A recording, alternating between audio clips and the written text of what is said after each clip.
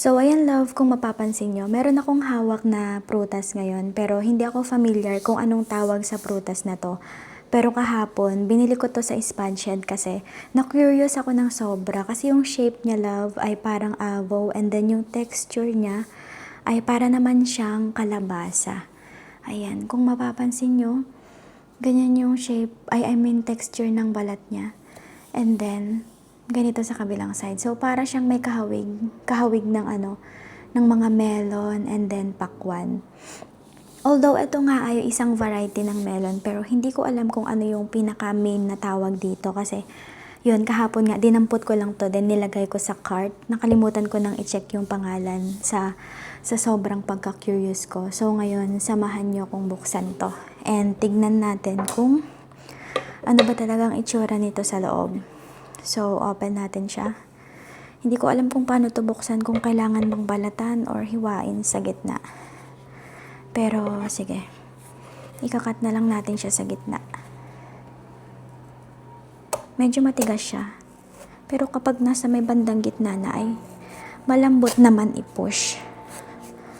So, sa mga nakakaalam nga pala dyan kung anong tawag dito, i-comment nyo nga sa comment section. Makapal yung balat niya. Uy! So, ito nga ay variety ng melon. Ganito ang loob niya. Ayan, ganito ang loob niya. Ayan, love. Hindi ko alam kung hinog na ba yung ganito. Pero, hindi naman siguro nila ibebenta no, kung hindi hinog. So, panigurado ako, hinog na yan. Tanggalin lang natin yung buto niya. Ayan. Ganito yung buto niya. Ang perfect ng pagkakakat ko kasi hindi man lang nasugatan yung mga buto. Ayan. Tanggalin natin yung buto. Lagay lang natin sa plato para hindi maging makalat. Ayan. Ang soft lang tanggalin ng buto niya. Naku, curious na ako kung anong lasa nito. Baka kasing lasa lang din naman ng melon. Dahil nga ka-variety niya. So, baka nga. Kaso hindi siya, bayan natatakam kasi ako kaya naglalaway na ako. Kaso, hindi siya ganun ka-tubig. Hindi siya ganun ka-tubig. Medyo dry siya. Kasi yung melon, di ba, kapag hinog is sobrang daming tubig sa may buto niya. Ito ay hindi siya masyadong matubig. And parang cotton yung niya. Parang cotton yung texture niya. Ng laman niya sa loob. So, balatan lang natin.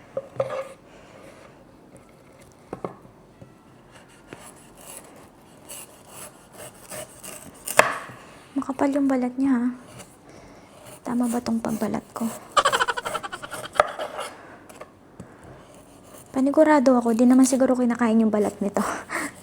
Masyadong matigas eh.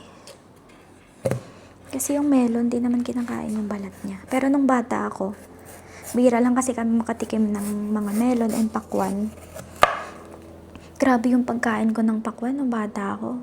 Pati yung mga white ng pakwan, tsaka yung balat niya, kinakain ko na rin pag nabibitin ako sa Delikado yung pagkat ko. Pag nabibitin ako sa kinakain kong pakwan. Shit, delikado nga. Ay, nako, careful ka.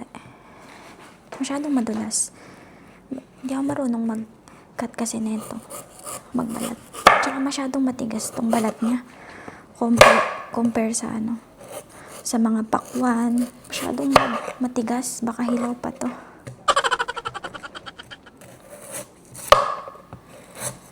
Ayan. Tanggalin pa natin yung ibang Sugat ba ako? Parang may mahapdi sa balat ko. Tanggalin natin yung ibang makakapal na balat. Makapangit ang lasa niyan.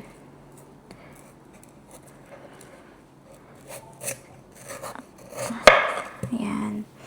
So, ganito na ang itsura niya, love, nung nabalatan. White lang talaga siya. Ayan. White lang talaga siya. As in, white lang siya. Or colorblind lang talaga ako. White nga ba? Oo, white lang siya. Grabe, di pa sigurado sa kulay, no? So, tikman na natin kung anong lasa nito. First time ko makatikim ng ganitong prutas. Ito, ganito. Kayo ba, love? Natikman nyo na yung ganitong klaseng melon? Wala siyang amoy.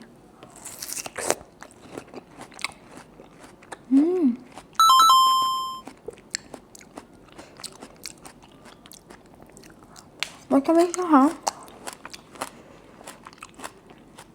Paano ko ba explain yung lasa niya? Matamis siya. So, ang lasa niya ay wala siyang amoy. Yung amoy niya is parang nilukot-lukot. Ano bang Tagalog ng lukot? Parang dinurog-durog na dahon na may amoy yung dahon, 'di ba? Yung parang damo. Parang damo. Ganun yung niya, yung amoy niya.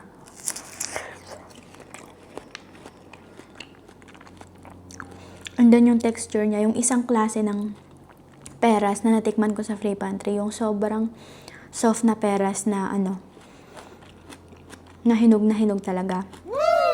Yun yung texture niya. Tapos, matamis yung lasa niya, pero para sa akin, mas matamis pa rin yung pakwan and yung melon talaga na yung mabangong melon, yung kulay orange, kumpara dito.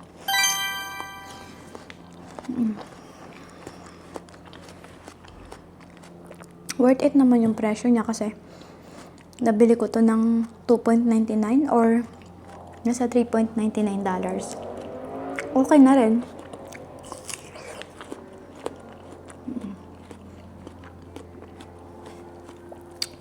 So, ganito siya. White talaga. Mahap. Pero feeling ko mas masarap do kung isawsaw mo siya sa asin na may sili. Kasi, hindi talaga siya matubig. Hindi rin siya ganun katamisan kumpara sa mga melon. Sakto lang. Kailangan siguro talaga nito ng suka or something na maalat para ma-enhance palalo yung lasa. At yun, matikman mo at panay ka at. Wala ka naman nang alam sabihin.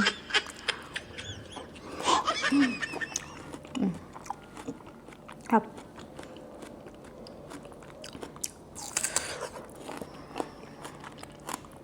So, ito, ikikip ko to para bukas. Pero itong isa, babalatan ko na to.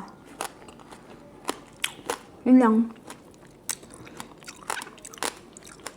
Kung naku-curious kayo sa lasa nito, try nyong bumili dyan sa Pinas. Feeling ko meron din naman ito. Yung itsura niya. Ganyang melon yung piliin nyo.